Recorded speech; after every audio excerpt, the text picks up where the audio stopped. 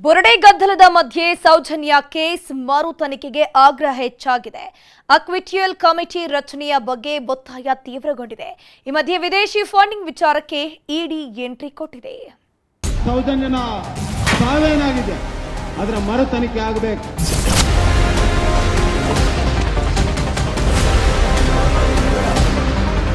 ಸೌಜನ್ಯ ಹತ್ಯೆ ಪ್ರಕರಣ ಅಕ್ವಿಟಲ್ ಕಮಿಟಿನೂ ಕೂಡ ರಾಜ್ಯ ಸರ್ಕಾರ ಘೋಷಣೆ ಮಾಡಲಿ. ಅಕ್ವಿಟಲ್ ಕಮಿಟಿ ಮಾಡಲಿ, ಅದು ಯಾಕೆ ಇವ್ರು ಮಾಡ್ತಿಲ್ಲ?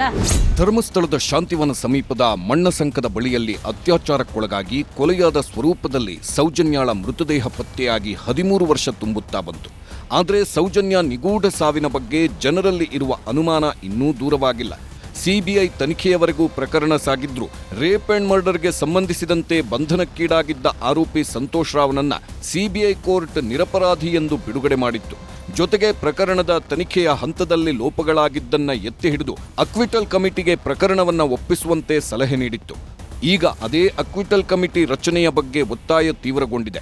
ಜೊತೆಗೆ ಇಡೀ ಪ್ರಕರಣದ ಮರು ತನಿಖೆ ಆಗಬೇಕು ಎಂಬ ಒತ್ತಾಯಕ್ಕೆ ರಾಜ್ಯ ಬಿಜೆಪಿ ಕೂಡ ಧ್ವನಿ ಸೇರಿಸಿದೆ. 13 ವರ್ಷದಿಂದ ಇದೇ ನಮ್ಮ ಮಗಳು ಯಾವತ್ತೂ ಅತ್ಯಾಚಾರ ಮಾಡಿ ಕೊಲೆ ಮಾಡಿ ಬಿಸಾಡಿದರೋ ಅವತ್ತಿನಿಂದಲೇ ಬಿಜೆಪಿ ಪಕ್ಷ ಇದ್ದದ್ದು.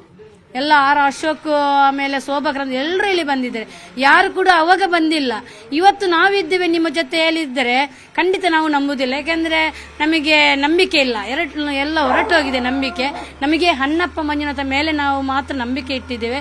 ಇವತ್ತು ಒಂದು ಸರ್ಕಾರಕ್ಕೆ ಅಕ್ವಿಟಲ್ ಕಮಿಟಿ ಮಾಡಲಿ, ಅದು ಯಾಕೆ ಇವ್ರು ಮಾಡ್ತಿಲ್ಲ? ಹಾಗಾದ್ರೆ ಏನಿದು ಅಕ್ವಿಟಲ್ ಕಮಿಟಿ ಅನ್ನೋದನ್ನ ನೋಡೋದಾದ್ರೆ 2014ರಲ್ಲಿ ಸುಪ್ರೀಂ ಕೋರ್ಟ್ ನಿರ್ದೇಶನದಂತೆ ರಚನೆಯಾಗಿದೆ ಅಕ್ವಿಟಲ್ ಕಮಿಟಿ. ಕ್ರಿಮಿನಲ್ ಅಪರಾಧಗಳಲ್ಲಿ ನ್ಯಾಯ ಒದಗಿಸುವಲ್ಲಿ ಅಕ್ವಿಟಲ್ ಕಮಿಟಿ ಸಹಕಾರಿಯಾಗುತ್ತೆ. ಸಾಕ್ಷ್ಯಾಧಾರಗಳ ಕೊರತೆಯಿಂದ ಅಪರಾಧಿಗಳು ನಿರ್ದೋಷಿ ಆಗಬಾರದೆಂಬುದೇ ಇದರ ಉದ್ದೇಶ. ಎಫ್ಐಆರ್ನಲ್ಲಿ ಉಲ್ಲೇಖಿಸಿದ್ದನ್ನ ಸಾಬೀತುಪಡಿಸಲು ಪೊಲೀಸರು ವಿಫಲವಾಗ್ತಿರುವ ಕಾರಣಕ್ಕೆ ಹಾಗೂ ನಿರಪರಾಧಿಗಳೂ ಕೂಡ ಜೈಲುವಾಸ ಅನುಭವಿಸುವುದನ್ನ ತಡೆಯಲು ಕೂಡ ಅನುಕೂಲ ಆಗಲಿದೆ. ನಿರಪರಾಧಿಗಳಿಗೆ ನಷ್ಟ ಪರಿಹಾರ, ತನಿಖಾಧಿಕಾರಿಗಳ ವೈಫಲ್ಯ ಪತ್ತೆಗೆ ಅಕ್ವಿಟಲ್ ಕಮಿಟಿ ಅಗತ್ಯವಿದೆ. ಕೇಸ್ ವಿಫಲ ಆಗುವುದಕ್ಕೆ ತನಿಖಾಧಿಕಾರಿ ಹೊಣೆಗಾರಿಕೆ ಕಾರಣವಾ ಎಂಬುದರ ಪತ್ತೆಯೂ ಆಗಲಿದೆ. ಅಧಿಕಾರಿಗಳ ತಪ್ಪು, ನಿರ್ಲಕ್ಷ್ಯ, ಸಾಕ್ಷಿ ಸಿಕ್ಕಿಲ್ಲವೆಂದು ಕೈಚೆಲ್ಲುವ ಪ್ರಕರಣವನ್ನ ತಡೆಯಲು ಅನುಕೂಲವಾಗುತ್ತೆ. ಅಕ್ವಿಟಲ್ ಕಮಿಟಿ ಯಾಕೆ ಅಗತ್ಯ ಎಂಬ ಚರ್ಚೆಗಳೂ ಶುರುವಾಗಿವೆ. ಕ್ರಿಮಿನಲ್ ಕೇಸ್ಗಳ ತನಿಖೆಯಲ್ಲಿ ಪೊಲೀಸರು ವಿಫಲರಾಗಿದ್ದನ್ನ ಪತ್ತೆ ಹಚ್ಚಲು ಕಮಿಟಿ ರಚನೆ ಮಾಡಲಾಗುತ್ತೆ. ಏಕಪಕ್ಷೀಯ ಭ್ರಷ್ಟಾಚಾರದ ನೆರಳಿರುವುದನ್ನ ಪತ್ತೆ ಹಚ್ಚಲು ಅನುಕೂಲವಾಗಲಿದೆ. ತಪ್ಪು ಮಾಡಿರೋ ಅಧಿಕಾರಿಗಳ ಮೇಲೂ ಹೊಣೆಗಾರಿಕೆ ಬೀಳುತ್ತೆ ಎಂಬ ಸಂದೇಶ ರವಾನೆಯಾಗುತ್ತೆ. ಹೀಗಾಗಿ ಮುಂದಿನ ದಿನಗಳಲ್ಲಿ ತನಿಖಾಧಿಕಾರಿಗಳು ಅಥವಾ ಸರ್ಕಾರದ ಅಭಿಯೋಜಕರಿಂದ ತಪ್ಪುಗಳ ಪ್ರಮಾಣ ಕಡಿಮೆ ಮಾಡಲು ನೆರವಾಗಲಿದೆ. ಈ ಜಜ್ಮೆಂಟ್ ನಲ್ಲಿ ತನಿಖಾ ಹಂತದಲ್ಲಿರುವಂತಹ ಲೋಪದೋಷಗಳ ಬಗ್ಗೆ, ಪ್ರಕ್ರಿಯೆಯಲ್ಲಿರುವಂತ ಪಾಲಿಸುವಲ್ಲಿ ನಡೆದಿರುವಂತಹ ಲೋಪದೋಷಗಳ ಬಗ್ಗೆ ಅದರಲ್ಲಿ ಉಲ್ಲೇಖ ಆಗಿದೆ. ಮರು ತನಿಖೆ ಮಾಡೋದಕ್ಕೆ ಅದು ಅನುಕೂಲ ಆಗುತ್ತೆ. ಇದು ಒಂದು. ಎರಡನೇದ್ದು, ಯಾವ್ಯಾವ ಅಧಿಕಾರಿಗಳು ತಪ್ಪೆಸಗಿದ್ದಾರೆ ಅನ್ನೋದ್ರ ಬಗ್ಗೆ ಸ್ಪಷ್ಟ ಉಲ್ಲೇಖ ಇದೆ. ಆ ಅಧಿಕಾರಿಗಳ ಮೇಲೆ ಕಾನೂನು ಕ್ರಮ ಅಥವಾ ಡಿಸಿಪ್ಲಿನ್ ಆಕ್ಷನ್ ತಗೊಳ್ಳೋದಕ್ಕೆ ಅಕ್ವಿಟಲ್ ಕಮಿಟಿ ರಚನೆ ಆದಲ್ಲಿ ಒಂದು ನಿರ್ಣಾಯಕ ಹಂತ ತಲುಪುತ್ತದೆ. ಇಂಥ ಅಕ್ವಿಟಲ್ ಕಮಿಟಿ ಬಗ್ಗೆ ಇದೀಗ ಸೌಜನ್ಯ ಕೇಸ್ನಲ್ಲೂ ಮತ್ತೆ ಮುನ್ನೆಲೆಗೆ ಬಂದಿದೆ. ಸಿಬಿಐ ವಿಶೇಷ ಕೋರ್ಟ್ನ ತೀರ್ಪಿನಲ್ಲೇ ಉಲ್ಲೇಖವಾಗಿರುವ ಕಾರಣಕ್ಕೆ ಇದೀಗ ಮತ್ತೆ ಆಗ್ರಹಗಳು ಹೆಚ್ಚಾಗ್ತಿವೆ. ಸೌಜನ್ಯ ಕೇಸ್ನಲ್ಲಿ ಲೋಪಗಳಾಗಿರುವ ಬಗ್ಗೆ ಪದೇ ಪದೇ ಕೂಗುಗಳು ಕೇಳುತ್ತಲೇ ಇವೆ. ಅಧಿಕಾರಿಗಳು, ವೈದ್ಯರು ಸೇರಿ ಹಲವರ ವಿರುದ್ಧ ಆರೋಪಗಳಿವೆ. ಅಕ್ವಿಟಲ್ ಕಮಿಟಿ ರಚನೆಗೆ ಸಿಬಿಐ ಕೋರ್ಟ್ ಕೂಡ ಸೂಚಿಸಿದೆ. 2022ರ ಜೂನ್ 16ರಂದು ಆದೇಶಿಸಿದ್ದ ಸಿಬಿಐ ಕೋರ್ಟ್ ಸಾಕ್ಷ್ಯ ಸಂಗ್ರಹದಲ್ಲಿ ತನಿಖಾಧಿಕಾರಿಗಳು ವಿಫಲವಾಗಿರುವುದನ್ನು ಉಲ್ಲೇಖಿಸಿದೆ.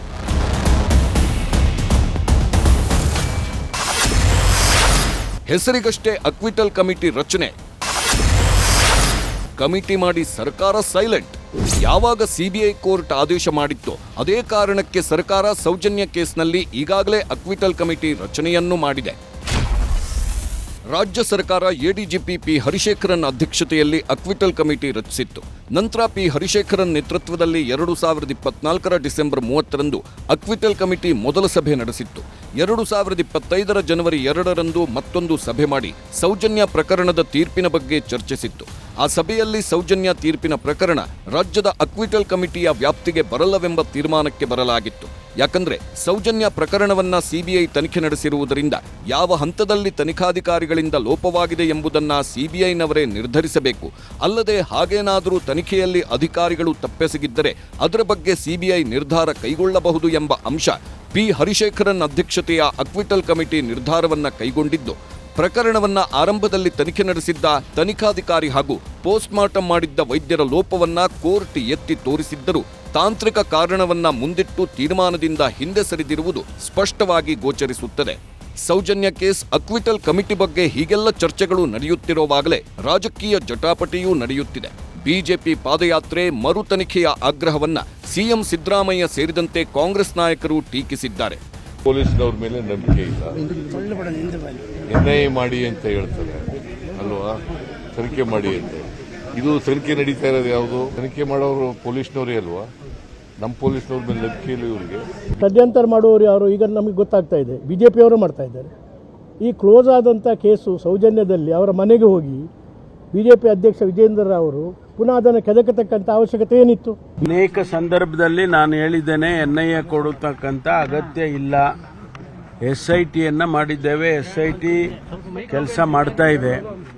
ಹಾಗಾಗಿ SIT ಕೆಲಸ ಮಾಡುವಾಗ ಇನ್ನೊಂದು ಏಜೆನ್ಸಿ ಕೊಡೋ ಅಗತ್ಯ ಇಲ್ಲ. ಅನಿಲ್ ಕುಮಾರ್ ಕಟೀಲ್ ಸ್ಪೀಚ್ನಲ್ಲೂ ಹೇಳ್ತಾರಲ್ಲ, CID ತನಿಖೆ ನಮ್ಮ ಕೈಲಿ ಆಗಿಲ್ಲ, ಅದಕ್ಕೆ ನಾವು CBI ಕೊಟ್ವಿ ಅಂತ.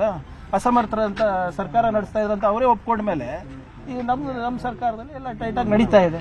ಹೀಗೆ ಒಂದೆಡೆ ಸೌಜನ್ಯ ಪ್ರಕರಣದ ಸುತ್ತಲೂ ಚರ್ಚೆ ನಡೆಯುತ್ತಿದ್ದರೆ, ಮತ್ತೊಂದೆಡೆ SIT ಬುರುಡೆ ಚಿನ್ನಯ್ಯನ ಬೆನ್ನು ಬಿದ್ದು ತನಿಖೆ ತೀವ್ರಗೊಳಿಸಿದೆ. ವಿದೇಶಿ ಫಂಡಿಂಗ್ ವಿಚಾರದಲ್ಲಿ ಇಡಿ ಎಂಟ್ರಿ, ಒಡನಾಡಿ ಸಂವಾದ ಸಂಘಟನೆಗಳ ಬ್ಯಾಂಕ್ ವ್ಯವಹಾರ ಪರಿಶೀಲನೆ. ಈ ಮಧ್ಯೆ ಯೂಟ್ಯೂಬರ್ಗಳಿಗೆ ವಿದೇಶಿ ಫಂಡಿಂಗ್ ಬರುತ್ತಿದೆ ಎಂಬ ದೂರಿನ ಹಿನ್ನೆಲೆಯಲ್ಲಿ ಇಡಿ ಎಂಟ್ರಿ ಕೊಟ್ಟಿದೆ. ಒಡನಾಡಿ ಸಂವಾದ NGOಗಳ ಬ್ಯಾಂಕ್ ವಿವರ ಕೇಳಿದೆ ಇಡಿ. ಕಳೆದ 5 ವರ್ಷಗಳ ಹಣಕಾಸು ವಹಿವಾಟಿನ ವಿವರ ಕೇಳಿದ್ದು, ಇದೀಗ ತನಿಖೆಯ ಹಾದಿ ಇನ್ನೊಂದು ಆಯಾಮ ಪಡೆದುಕೊಂಡಿದೆ. ಈ ಎಲ್ಲದರ ಮಧ್ಯೆಯೇ ಮಾಜಿ ಉಪಮುಖ್ಯಮಂತ್ರಿ KS ಈಶ್ವರಪ್ಪ ನೇತೃತ್ವದಲ್ಲಿ ಧರ್ಮಸ್ಥಳ ಚಲೋ ನಡೆಯಿತು. ಕಾಶಿ ವಿಶ್ವನಾಥನ ಸನ್ನಿಧಿಯಿಂದ ತಂದಿದ್ದ ಗಂಗಾಜಲ, ಶಿವಮೊಗ್ಗದಿಂದ ತಂದಿದ್ದ ತುಂಗಾಜಲ, ನೇತ್ರಾವತಿ ನದಿ ನೀರನ್ನು ತಂದು ಧರ್ಮಸ್ಥಳ ಬೀದಿ ಬೀದಿಗಳಲ್ಲಿ ಪ್ರೋಕ್ಷಣೆ ಮಾಡಲಾಯಿತು. ಮಂಜುನಾಥ್ ಆರ್ಯ ಜೊತೆ ಕಿಶನ್ ಶೆಟ್ಟಿ, ನ್ಯೂಸ್ 18 ಧರ್ಮಸ್ಥಳ.